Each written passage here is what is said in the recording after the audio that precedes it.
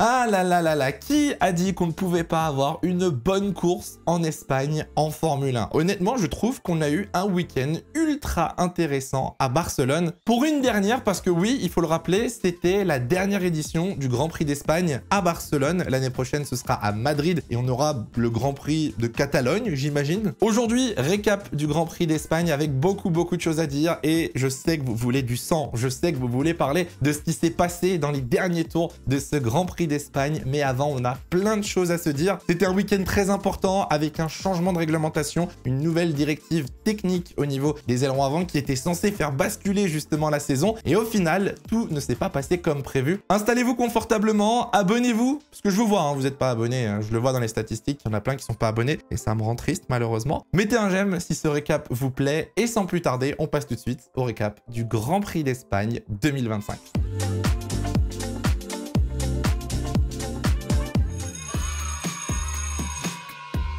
Et le premier élève de ce conseil de classe, c'est Nico Hülkenberg. Je sais pas vous, mais moi personnellement, Hülkenberg m'a rendu heureux dimanche. La 5e place d'une Kick Sauber a rempli mon dimanche de bonne humeur. Une course incroyable, honnêtement. Hülkenberg partait 15e, il a fait un excellent départ en gagnant 5 positions dès le premier tour. Le rythme était très correct, il s'est battu fréquemment autour de la 8e et 10e position. Et à la fin, grâce à la safety car, Lewis Hamilton se fait bouffer et perd du coup la 5e position. C'est le meilleur résultat pour Nico Hülkenberg en Formule 1 depuis 2019. C'est le meilleur résultat pour Sauber depuis 2022 avec Valtteri Bottas. Non, franchement, un gros respect. Nico Hülkenberg aurait mérité le titre de pilote du jour parce qu'une performance pareille avec une Kick Sauber, c'est juste exceptionnel. Deuxième élève du conseil de classe, et là un petit peu moins positif, c'est Liam Lawson. On va lui mettre un petit mot dans le carnet. Vous savez quoi? Liam Lawson a fait beaucoup parler de lui et pas forcément dans le bon sens avec quelques accrochages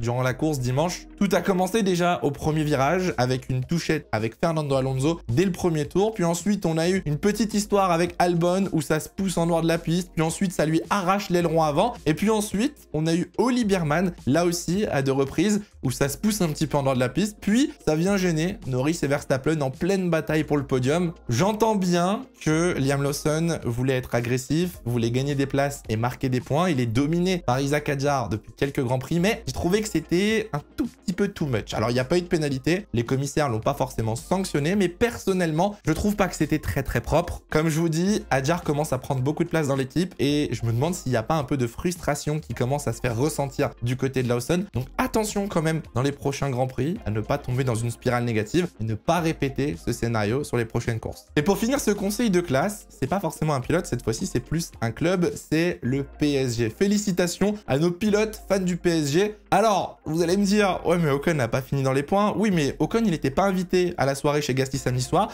Ocon il n'était pas invité dans les points non plus ce week-end. Plus sérieusement, Isaac Hadjar et Pierre Gasly qui ont posté des photos en train de célébrer la victoire du PSG en Champions League ont fait une course exceptionnelle. Les deux terminent dans les points. Hadjar 7e juste derrière Lewis Hamilton. Pierre Gasly 8e juste derrière Isaac Hadjar. Très grosse course de la part des deux pilotes qui ont extrait, je pense, le maximum de leur monoplace. Gasly prend 4 points pour Alpine qui sont quand même très importants, mais surtout continue de dominer et maltraiter, hein, il faut le dire. Franco Colapinto de l'autre côté du garage. Isaac Hadjar, comme je vous l'ai dit, ça domine totalement Liam Lawson et surtout là, Isaac Hadjar, ça confirme la performance de Monaco.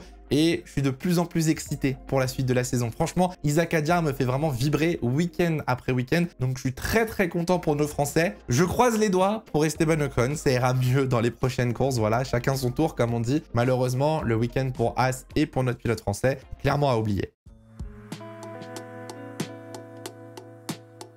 Alors, c'était la grosse info du week-end. Tout le monde n'attendait que ça depuis des mois et des mois. La nouvelle directive technique sur la flexibilité des ailerons avant, la TD 018. Tout le monde annonçait ça comme un changement majeur qui pourrait faire basculer justement le championnat, qui pourrait désavantager certaines équipes ou à l'inverse, propulser des équipes vers l'avant. Au final, c'est un énorme flop. Voilà, il faut le dire, que dalle, que nenni. Rien du tout, ça n'a rien changé. Alors je vais pas rentrer dans les détails de comment sont faits ces tests et quels sont réellement les changements, mais grosso modo, la FIA effectue des tests à l'arrêt sur les ailerons avant en appliquant des poids de 100 kg. Les ailerons, en toute logique du coup, ont une certaine flexion et on mesure justement cette différence et une certaine limite dans cette mesure est autorisée. Et bien cette mesure, elle a été réduite. Alors on parle de quelques millimètres, hein, entre 3 et 5 mm.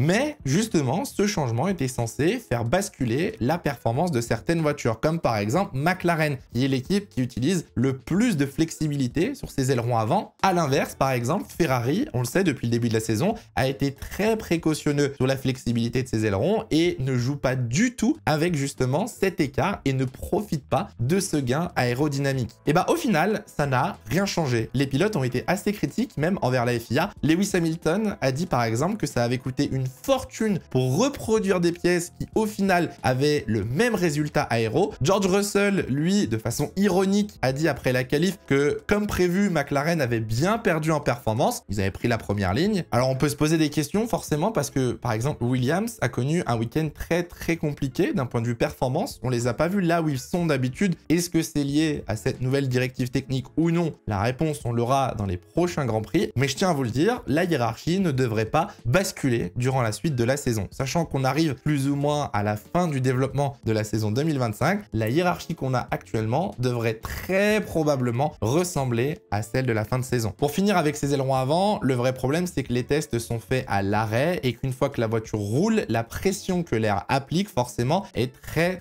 différente. Et au final, eh ben, c'est pas les mêmes effets, ça n'a pas les mêmes conséquences. Si on regarde ce week-end pour McLaren, par exemple, c'est pole position, première ligne, pole position avec le plus gros écart entre la P1 et la P2, c'est victoire doublée, c'est plus d'une seconde par tour sur les 8 derniers tours par rapport à la Ferrari de Charles Leclerc. Bref, McLaren n'a pas été déstabilisé par cette nouvelle directive technique comme beaucoup le pensaient et je pense que la domination de McLaren ne devrait pas être arrêtée jusqu'à la fin de la saison.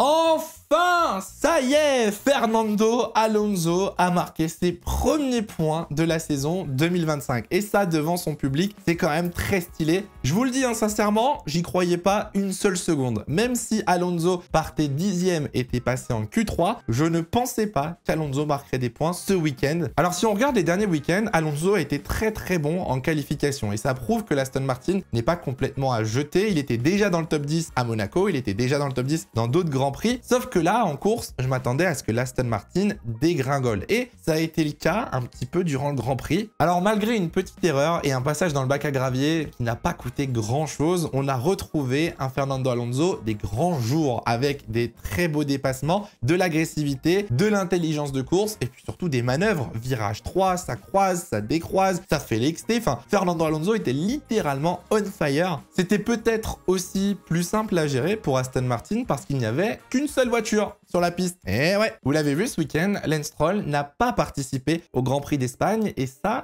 c'est un petit peu plus inquiétant. Les médecins ont tout simplement interdit Lance Stroll de participer au Grand Prix suite à des douleurs dans la main et dans le poignet qu'il avait depuis plusieurs semaines. Alors, déjà, première chose, comment on ne pouvait pas être au courant? Comment personne dans le paddock n'a pu être au courant que depuis plusieurs Grands Prix, Stroll roulait avec des douleurs au poignet et aux mains? La deuxième chose qui m'inquiète un peu par contre, c'est que la blessure de Lance Stroll, elle remonte à il y a 1 an et demi, à début 2023. Souvenez-vous, avant le début des essais hivernaux, Lance Stroll avait eu un accident de vélo, s'était blessé aux 2 mains et aux 2 poignets, il avait été opéré, il avait eu des plâtres, etc. Et là, les douleurs sont revenues 1 an et demi après. Je suis pas médecin, peut-être que certains le sont en regardant cette vidéo, mais le fait qu'une douleur revienne comme ça beaucoup plus tard, est-ce que ça va pas se reproduire? Est-ce que la douleur ne va pas revenir dans 6 mois, dans 1 an ou peut-être dans 2 ans? Pour l'instant, il n'y a pas de retour prévu pour Stroll. Voilà. Aston Martin n'a pas communiqué sur son retour en Formule 1. Les médecins lui ont demandé d'aller faire des vérifications, de passer des checks afin de savoir réellement d'où venaient ces douleurs et ça pose quand même quelques problèmes. Déjà de 1, la prochaine course est dans 2 semaines et Aston Martin a des pilotes de réserve. Stoffel Van Dorn, Felipe Drugovich. Ces deux pilotes là, ils roulent aux 24 heures du Mans. Le même week-end, le même jour. Jack Crawford, on pourrait se dire pilote de simulateur, 3e pilote de l'équipe, bah il a pas sa super licence, lui non plus. Donc c'est compliqué là pour Aston Martin. Pour l'instant, de ce qui se dit, des bruits de paddock comme on dit, c'est que Drugovich ferait une croix sur sa participation aux 24 heures du Mans pour rouler aux côtés de Fernando Alonso. Mais peut-être que Stroll sera revenu, pour l'instant on n'a pas plus d'informations. Le dernier point que je voulais soulever avec cette situation, c'est que si Stroll n'arrivait pas à récupérer le plein fonctionnement, on va dire, de ses poignets et de ses mains, si la douleur persistait, est-ce que, malheureusement, je lui souhaite pas parce que c'est horrible, mais est-ce que ça pourrait être une fin de carrière, mine de rien, pour Lance Stroll, si ces douleurs ne disparaissent pas? C'est très extrême, c'est vraiment le pire cas possible, mais je pense que c'est quelque chose à ne pas sous-estimer non plus. Bref, pas une situation facile ce week-end pour Aston Martin, mais quand même 2 points marqués par Fernando Alonso. Alors malgré ces 2 points, hein, Aston reste quand même 9e au classement constructeur, juste devant Alpine, qui eux sont derniers, littéralement. Pas vous mentir, je m'attendais quand même à mieux de ces deux équipes cette année, mais bon, la saison est encore longue, il peut se passer encore beaucoup de choses, et j'espère pour Alonso que ses premiers points ne sont que le début d'une longue série qui arrive dans les prochains Grands Prix. Bon, alors ça, j'aurais pas misé là-dessus, hein. On va pas se mentir. Podium de Charles Leclerc en Espagne. Je pense que j'aurais pas mis 1 € sur un site de Paris. Et pourtant, Leclerc a bel et bien terminé derrière les 2 McLaren. Ça commençait très mal ce week-end. Au vu des retours des pilotes le vendredi entre Lewis Hamilton, qui disait que sa voiture était inconduisible, Charles Leclerc extrêmement pessimiste quant au rythme de sa voiture et à la suite de la saison. Il suffit de voir la qualif et de voir comment ça s'est passé pour se dire qu'on était quand même bien dans la merde. Hamilton est derrière Russell et Verstappen. Charles Leclerc ne fait qu'un tour en Q3 pour préserver un train de pneus pour la course et essayer une stratégie un petit peu différente. Bref, jusqu'à samedi, tu te dis, bon, bah Ferrari a peut-être ramené un nouvel aileron avant à Barcelone, mais pour l'instant, le week-end, il est pas si différent du début de saison et ça se passe quand même pas très bien. Heureusement, la magie du dimanche est arrivée et même en partant de la 5e et 7e position, Ferrari a quand même réussi à faire une très belle course. De toute façon, c'est le problème chez Ferrari cette année, la qualification. Le rythme en un tour, Vasseur l'a expliqué, il faut absolument mieux se qualifier pour avoir plus de chances durant le Grand Prix. Très bon départ de Charles Leclerc, qui se retrouve directement 3 de front avec Antonelli et son coéquipier. Les 2 Ferrari font un très bon premier tour et se retrouvent rapidement derrière Verstappen et devant les 2 Mercedes. On a eu le droit à du grand Ferrari. Encore une fois, je rappelle, Leclerc avait une stratégie très différente, beaucoup plus agressive que celle que Lewis Hamilton. Ferrari a mis quand même 4 tours avant de laisser passer Charles Leclerc sur Lewis Hamilton. Et malheureusement, bah, à ce moment-là, le mal, il est fait. Hein. Très clairement, Leclerc est à 10 secondes. Enfin voilà, c'est trop tard pour jouer à un podium et il a été sauvé, il faut le dire, par la safety car en fin de course. On partait de base sur une 4e place et puis très rapidement, Leclerc au restart est passé sur Max Verstappen. Ça a été très chaud avec Russell, Verstappen et Leclerc. Et une fois que Leclerc est passé, bon bah Verstappen a fait du Verstappen et Charles Leclerc a assuré tranquillement son podium. De l'autre côté du garage, ça m'embête, voilà, je vous le dis. En tant que fan de Ferrari, ça m'embête, mais le week-end de Lewis Hamilton est très mauvais. Peu importe le moment, peu importe le jour, peu importe les pneus, Lewis Hamilton n'était pas dans le rythme, n'était pas à l'aise. Il l'a dit lui-même à la fin du week-end, c'était l'une de ses pires expériences en Formule 1 et il n'y a rien de positif à tirer de ce week-end. Donc ça montre un peu l'état actuel du côté du garage 44. Moi, je vous dis, hein, quand je vois Hamilton se faire déposer par une kick sober Nico Hülkenberg, ça fait mal, ça blesse. Je vous le dis sincèrement, t'es en mode, là c'est chaud là. Plus sérieusement, je sais que ça vient de problèmes entre la voiture, le pilote, il faut trouver ses marques, il faut trouver ses réglages, etc. Mais quand tu vois que Leclerc commence à faire des petits podiums, et bah tu te dis, ce serait bien qu'Hamilton aussi, il est en face, ce serait bien qu'Hamilton aussi, il ait des petits points positifs durant cette saison. J'espère que ça va rapidement arriver pour lui. Le point positif, mine de rien, c'est que Ferrari prend la 2e place au constructeur. Ferrari passe devant Mercedes et Red Bull. Le point négatif, c'est que Ferrari a 2 fois moins de points que McLaren. Hein, donc le constructeur, je pense qu'on peut faire une croix dessus. Mais plus sérieusement, je pense qu'on va avoir une très belle bataille pour la 2e place au constructeur entre Mercedes et Ferrari. Au vu des performances de Tsunoda, je pense pas que Red Bull ait beaucoup d'espoir à terminer dans le top 3 au niveau du classement constructeur.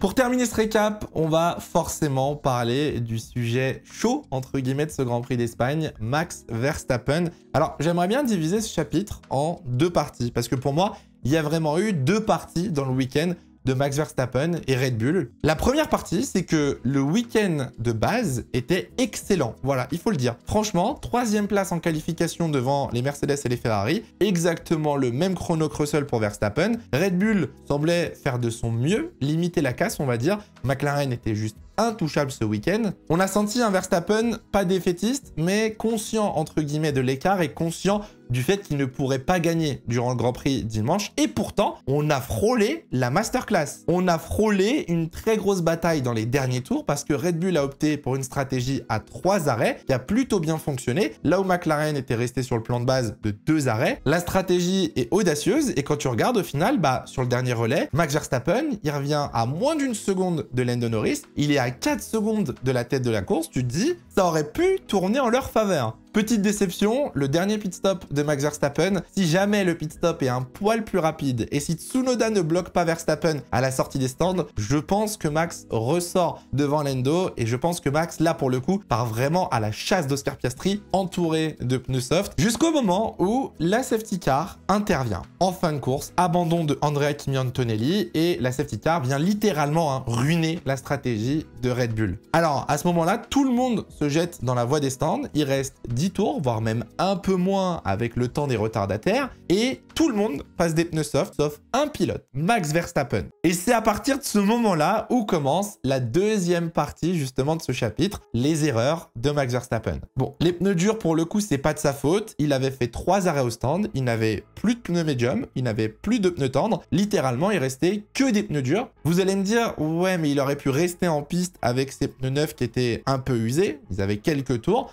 et essayer de se défendre. Moi, je pense sincèrement que c'était la meilleure option. Il aurait été en tête de la course et il aurait pu essayer de se battre face au McLaren. Red Bull a décidé de le faire rentrer au stand, mettre des pneus durs. Ça n'a pas du tout plu à Verstappen. On l'a entendu à la radio être en mode « qu'est-ce que vous branlez ?» Et puis à la relance, ce qui devait se passer, c'est produit. Verstappen est en difficulté. Dès le dernier virage, en sortie du virage, il est à 2 doigts de placarder déjà sa monoplace dans le mur des stands. Charles Leclerc en profite, revient à sa hauteur. En le doublant, lui met un petit taquet, ce qui n'a pas du tout plu à Verstappen. Puis juste derrière, il y a Russell qui arrive avec l'aspiration et qui dive bombe Verstappen au virage 1. Là aussi, contact entre les deux, donc Verstappen est foudrage. Si on reprend ces deux incidents séparément, Leclerc, il n'y a rien eu, pas de pénalité. Voilà, Leclerc voulait prendre l'aspiration, rien de dramatique. C'est le sport, comme on dit. L'incident avec Russell, il est un petit peu différent. La règle de l'attaque et la défense en Formule 1, elle fait beaucoup parler cette année et on va encore une fois en reparler. Si vous attaquez à l'intérieur, cette fois-ci,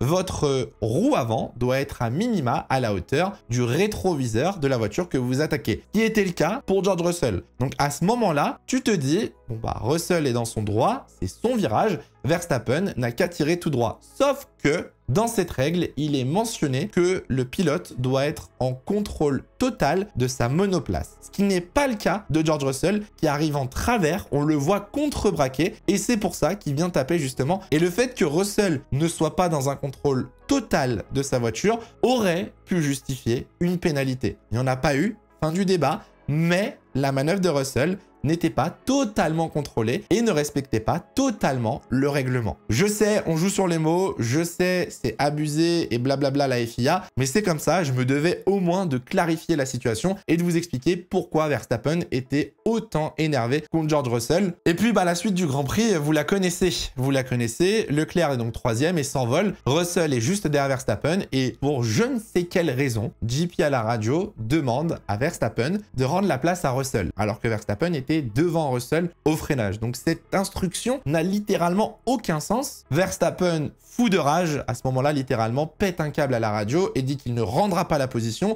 que Leclerc doit lui rendre sa position, que Russell doit être pénalisé. Et vient le 64e tour et l'heure du drame. Max Verstappen ralentit pour laisser passer George Russell à la sortie du virage 4. George Russell se positionne à l'extérieur et au moment où Russell passe, Max Verstappen décide de remettre plein gaz et de plonger à l'intérieur sur George Russell. Le contact est inévitable, bien évidemment. Énorme contact quand même, gros impact. Max Verstappen redouble George Russell. Russell se retrouve avec des dégâts sur sa voiture et au final finira par relaisser passer la Mercedes dans le 3e secteur. 10 secondes de pénalité pour Max Verstappen qui passe de la 5e à 10e position. Donc énormément de points de perdus. Pour moi, il a voulu jouer au con et il l'a très très mal fait. Ça méritait une sanction. On peut parler de vous, de nous, sur les réseaux sociaux, hein, parce que j'ai vu passer des trucs de fou. Hein. J'ai vu passer du race ban, des gens qui voulaient qu'il soit banni, qu'il y ait des pénalités sur la grille au prochain Grand Prix. J'ai vu des gens qui disaient qu'il fallait un drapeau noir, qu'il fallait lui enlever des points au championnat. Il y en a d'autres qui m'ont dit qu'il n'y avait pas besoin de pénalité non plus. Alors là, je ne suis pas forcément d'accord. Je tiens juste à rappeler qu'il y a un règlement. Voilà, il y a un règlement qui stipule que lorsqu'il y a un accident, lorsqu'il y a une infraction à ce règlement, il y a un certain type de pénalité. Et être responsable d'une collision, la pénalité, c'est 10 secondes. Donc au final, les commissaires n'ont fait que appliquer le règlement. Je trouve que la pénalité est juste. Elle aurait peut-être pu mériter un poil plus, mais je pense qu'on était dans l'euphorie de l'accident, de l'euphorie de la fin de course. Et je pense qu'elle a quand même été traitée de façon assez juste. À ça, vous pouvez rajouter 3 points de licence. Il est actuellement à 11 points sur 12, Verstappen, qui veut dire qu'encore une infraction et Max Verstappen sera banni pendant un Grand Prix de Formule 1. Pour votre info, j'ai les dates. Les prochains points qu'on enlève à Verstappen, c'est le 30 juin. C'est quand même après le Grand Prix du Canada. Donc attention à la prochaine course. Et après ça, il faut aller jusqu'au 27 octobre pour retirer des points à Verstappen. Donc de juin à octobre, il n'a pas intérêt à enchaîner les accidents et les accrochages. Sinon, il sera suspendu pendant un Grand Prix de Formule 1. Le classement pilote, avec toute cette histoire, Lando Norris est toujours deuxième au classement derrière Oscar Piastri, 10 points derrière. Max Verstappen est quasiment à 2 victoires maintenant du leader du championnat. Russell a passé la barre des 100 points et les pilotes Ferrari sont toujours un petit peu en difficulté, un peu loin derrière. À noter aussi que Hadjar est passé sur Esteban Ocon et prend la 9e position au classement pilote. Bon, la question du jour, vous la connaissez, je pense, elle est assez simple. Je l'ai posée un petit peu de partout sur mes réseaux sociaux et j'ai vu vraiment des avis très différents, donc je la pose sur YouTube forcément. Est-ce que pour vous, Verstappen aurait mérité une autre pénalité? Elle peut être moindre, elle peut être plus sévère. Est-ce qu'il aurait fallu 5 secondes? Est-ce qu'il aurait fallu pas de pénalité? Est-ce qu'il aurait fallu peut-être 30 secondes? Est-ce qu'il aurait fallu des places sur la grille, un race ban? Bref, je vous laisse me dire dans les commentaires. Et je suis curieux de voir un petit peu votre logique derrière cet accrochage et cet incident en fin de course.